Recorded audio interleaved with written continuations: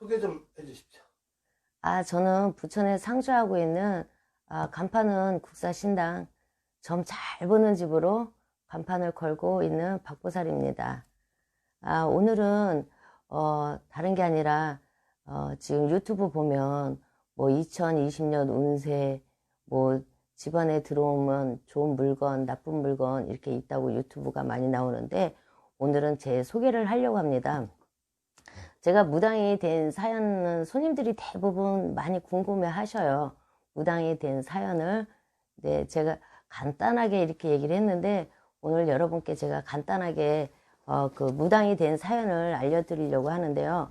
저는 무당이 된 지 지금 이제 25년 됐습니다. 25년 될 동안 뭐 여러 일도 겪었지만, 제가 무당이 된 사연은 제가 중학교 때, 초등학교 때부터 많이 신병으로 많이 앓았어요. 앓고 학교 다닐 때도 뭐 학교 등교 시간에도 가다가 길에서 쓰러지는 일도 많이 생겼고, 또 집에서 아파서 학교도 못 가는 경우도 덜어 있었지만, 이게 신병이라는 거를 알지 못했고, 우리 때만 해도 빈혈이라고만 생각을 했지 신병이라고는 생각을 안 했어요. 근데 어느 날 어머니 아는 지인분이 놀러 오셨는데, 갑자기 제가 아는 소리, 쉽게 얘기하면 공수라고 얘기해야 되죠. 뭐 할머니가 돌아가셨다든지 뭐 그런 공수같이 내일 모레 집안에 초상이 날 거다, 누가 집에서 돌아가실 거다라고 얘기를 했어요. 얘기를 했더니 뜬금없이 엄마가 하는 소리, 미친년, 그런 소리까지 이렇게 듣고 했는데, 제가 신병으로 병원에도 많이 입원을 했지만 너무 아프니까 저희 고모가 점을 한번 보러 가자 해서 점을 보러 갔어요. 갔는데 신병이라고는 얘기는 안 하고 조상일을 한번 해보자고 얘기하더라고요. 그래서 조상일을 한번 했는데, 조상일을 하다가 갑자기 제가 거기서 뛰기 시작하면서 도사할아버지를 봤어요. 제가 태어나서 지금도 신령님을 모시고 계시지만, 제가 태어나서 신령님 보신 분 중에 엄청 컸었어요. 뭐 폭포수 위에 계셨던 분이니까는 뭐 어마어마하게 크셨던 분인데, 그분을 제가 보고 잘못했다고 막 빌더니, 그러고 나서 한 30분 뛴 기억이 나요. 제 기억으로는 30분 정도 뛰었는데, 그러고 나서 제가 그때 말문이 트인 거예요. 말문이 트여서 그때 일반 사람들로 얘기하면 굿인데, 제가 그날 무당이 하는 굿을 혼자 다 했어요. 조상놀이도 하고 공수도 뽑아주고 하면서, 그때 할머니가 실려서 하시는 말씀이 3년 있다 내가 너한테 오마. 그러고 나서 굿이 끝났는데, 그 3년 있다 진짜 제가 신을 모시긴 모셨어요. 모셨는데 그 과정에는 제가 말문이 텄기 때문에 제가 여행사 가이드를 했었어요. 그래서 여러 손님을 많이 접하는 기회가 있었는데, 손님들 볼 때마다 그 공수가 한마디씩 한마디씩 튀어나오더라고요. 뭐 물에 빠져 죽은 삼촌이 있다든가. 그러니까 손님들은 저한테 이상한 소리 한다고 좀 뒤에서 쑥내는 사람도 있었지만, 그래도 저도 모르게 그런 소리가 나오고, 뭐 하면 손님 중에 무당이 있었는데도 무당이라는 것까지 찝어낼 정도로 무불통신을 하면서, 그런 과정을 지나면서 제가 이제는 안 되겠다, 안 되겠다, 내 몸에 누가 들어와 있구나 하는 느낌도 있었지만, 제가 다시 점을 보러 점집에 가야 되겠다 싶어서 점집에 갔는데, 그때는 동자가 이미 실렸더라고요. 실려서 소위 말하는 신엄마, 신 내려준 저희 선생님한테 신을 내려달라고 동자가 공수를 줬어요. 그래서 그때부터 신을 받기 시작해갖고 지금까지 이렇게 왔는데, 저는 25년 동안 아가씨 때부터 신을 받아서 이렇게 생활을 했지만, 저는 제가 그 직업 중에, 이것도 직업이라면 직업이지만 직업 중에 저는 최고라고 생각을 해요. 저도 서비스업에도 있어 왔고 뭐 격리직이나 사무직도 다 있어 봤지만, 진짜 마음의 의지가 되고 모든 사람들을 좀 웃게 할 수도 있고 울게 할 수도 있는 직업이 이 직업이라 해서, 저는 아직까지는 신령님 앞에 무릎 꿇고 진짜로 정도의 제자로 나가려고 많이 노력을 하고 있고 그러는 제자이기도 합니다. 네, 선생님이 처녀 시절에 여행 가이드를 하시면서 네. 신기한 일도 겪었다는데 그 이 얘기를 좀 해주시죠. 한 번은 손님이 한 30명 정도 됐는데 제주도를 갔어요. 제주도를 갔는데 손님 한 분이 모르겠어요. 이제 지금 제가 무당이었으면 저거 무당이었다 이렇게 했을 텐데 갸우뚱 하면서 저 아줌마는 무당 같아요. 무당 같아요. 그랬는데 손님 한 분이 저를 탁 치더라고요. 얘기하지 말라고. 그래서 내가 실수했나 그랬는데 나중에 저녁 때 얘기를 하시더라고요. 그분이 무당이 맞다고. 그래서 그때만 해도 제가 말문이 트인 건지는 몰랐어요. 사실은. 몰랐는데 무당이라 하더라고요. 근데 그분이 저한테 저녁 때 하시는 말씀이 자기 가게 놀러 오라고요. 그래서 알았다고 해서 가서 보니까 가게가 아니라 법당을 모셔놨더라고요. 그래서 한동안 그 법당도 제가 뭐 이런 걸 꼭 그때만 해도 좋아해서 간 건 아니고 오라 했고 또 우리 고객이니까 저의 그 직업상 고객이니까 몇 번 다닌 적은 있었어요. 그래서 그런 경우도 있었고 또 회사에서 회사 직원이 사무를 보고 있는데 갑자기 제가 나갔다 들어오더니 그 우리 사무실 직원한테 너 혹시 니네 외삼촌 물에 빠져 죽지 않았니? 라고 했더니 깜짝 놀라더라고요. 그래서 이제 엄마한테 그 친구가 엄마한테 가서 얘기를 했더니 그 엄마가 전화가 왔더라고요. 사무실로. 맞는데 아무래도 아가씨는 무당이 돼야 될 것 같다라고 그런 기억이 한 번 있어요. 너 좀 어릴 적에도 뭐 이러저러한 신기한 일을 많이 겪으셨다고 하는데. 어렸을 때도 뭐 무당이 돼야 된다는 얘기는 많이 들었지만 그때는 무당이 무자도 몰랐고 그런 말들도 조차도 무서웠고 제가 19살 때 이런 일이 있었어요. 옛날에는 동네에서 집에서 안태국 같은 거 구슬 많이 하잖아요. 그래서 동네 사람들이 이제 뭐 삼성뭐 구경도 많이 가고 그랬는데 제가 거기 구경을 갈 일이 있어서 구경을 갔어요.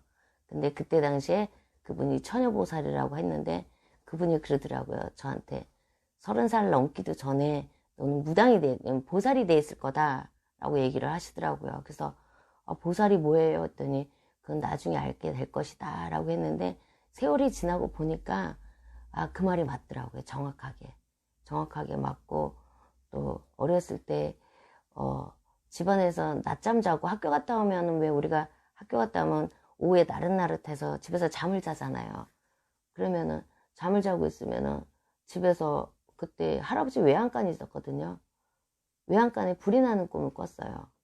그래서 그걸 할아버지하고 고모한테 얘기했더니 밥 먹고 할 일 없이 이상한 소리만 한다고 그랬는데 이틀 있다가 외양간에 진짜 불이 났어요. 그런 적도 있었고 아는 소리 모르는 소리는 간간히 좀 해서 좀 요즘 말로는 뭐 왕따 그런 적도 있어요. 동네에서 좀 넘사스럽다고 시시해서 좀 그런 적도 있었고요. 네, 감사합니다. 잠깐만 쉬었다 할게요.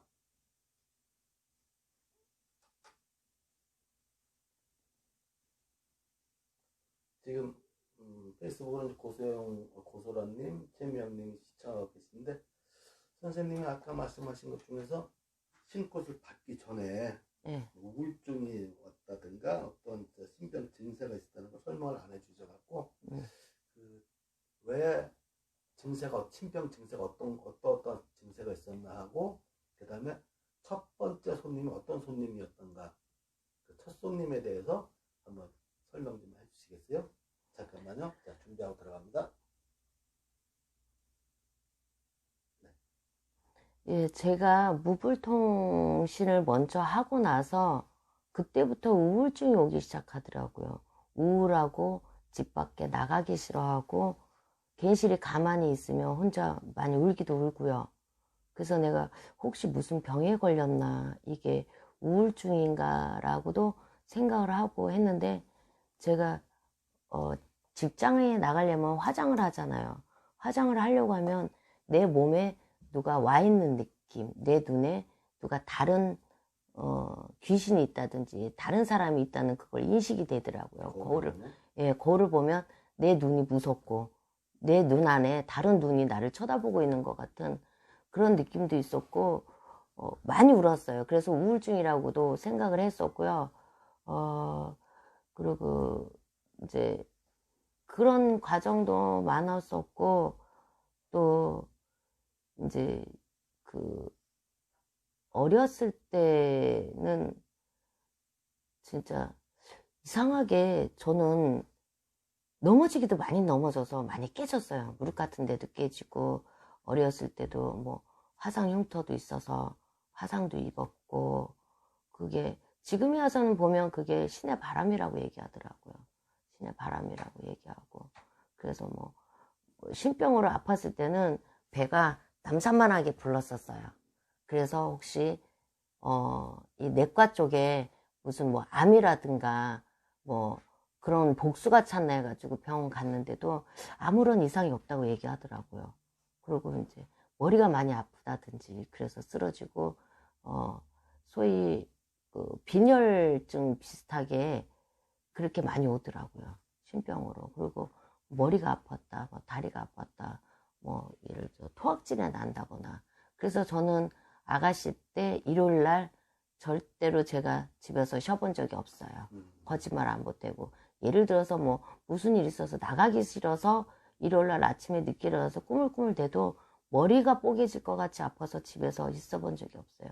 사무실에서 나가서 있으면 괜찮다가 또 집에 들어오면 저기 하고. 그래서 저는 아가씨 때는 직장 생활해도 일요일 날은 집에 있어 본 적이 거의 없어요. 예. 그리고 이제 길거리에 가다가도 쓰러지는 경우가 다반사였어요. 그게 신병인지 몰랐어요. 지금이 와서 이제 알았지만. 그래서 요즘에 그 신내림굿 받는 분들 보면 진짜 아파서 고생하는 사람들, 신병으로 아파서 고생하는 사람들은 외래 병원을 찾으려고 하고요. 그리고 금전으로 풍파가 많거나 아니면 인간 풍파가 많은 사람은 외래 무당집을 찾더라고요, 보면. 근데 제가 봤을 때는 뭐 저한테도 신기가 있거나 신을 받아야 될 사람이 더러 오시는 분들도 있지만 대부분 본인들이 아프다고 해서 병원을 찾지 무당집을 그렇게 안 찾더라고요. 우리 때처럼. 그런데 병원을 가도 변명이 없거나 이랬을 때는 이유가 있거든요. 이유가 있고 또 금전풍파라든가 뭐 인간풍파라든가 그런 거는 신의 바람도 없잖아 있겠지만 금전풍파는 내 운이 안 좋아서 그럴 수도 있고 또 내가 누구한테 속아서 그럴 수도 있고 금전을 내가 굳이 안 해야 될 건데 굳이 얻다가 금전을 투자하는 경우에 그런 식으로 풍파가 있고 인간 풍파는 아닌 말로 굳이 내가 안 만나도 될 사람인데 어떻게 하다 보니까 인연이 돼서 그 사람하고 인간 풍파가 있는 것도 본인의 잘못도 없잖아 있다고 생각을 해요. 저 개인적인 견해로는. 네. 그렇게 해서 시를 받으시고 첫 번째 손님을 받으셨을 적에 어떤 손님인지 기억나세요? 아, 예, 그건 기억나죠. 저희 신엄마가 신고 달 때는 못 봤던 그 신엄마 그 자매, 그러니까 남매 자매죠. 자매 이모님을 저한테 첫 번째 손님을 시험 삼아 보냈어요. 보냈는데 참 막막했죠. 첫 손님이라고 오셨는데 예, 점을 뭐 어떻게 보는 방식도 신엄마가 가르쳐 주질 않았는데 일단은 앉아서 마주보고 있다가 제가 잠깐만 기다리세요 해놓고 제가 화장실을 2번이나 왔다 갔다 했어요. 어떻게 봐야 될지. 그래서 안 되겠다. 일단은 손님이 오셨으니까 할아버지 할머니한테 무조건 물어보고 무조건 할아버지 할머니한테 매달려야 되겠다 하는 마음에 제가 들은 얘기는 있어요. 전 볼 때 방울부채는 들어라 해서 한쪽에 방울 들고 한쪽에는 부채를 들고 그 손님하고 마주치기 싫어서 제가 얼굴을 가리고 할아버지 할머니한테 물어봤어요. 이러한 손님이 왔는데 할아버지 어떡합니까? 하니까 이게 화경으로 보여주듯이 하얀 차에 배추가 많이 실려 있었어요. 그래서 제가 혹시나 해서 물어봤죠. 혹시 아저씨가 이 하얀 차에 배추 장사를 하지 않냐고 했더니 손님이 무릎을 탁 치면서 하는 말이 맞다고 그러더라고요. 그러고 나서 이 손님이 점을 보러 온 이유는 딸이 집을 나가서 점을 보러 왔는데 딸에 대해서 물어보더라고요. 근데 딸에 대해서는 제가 본 거는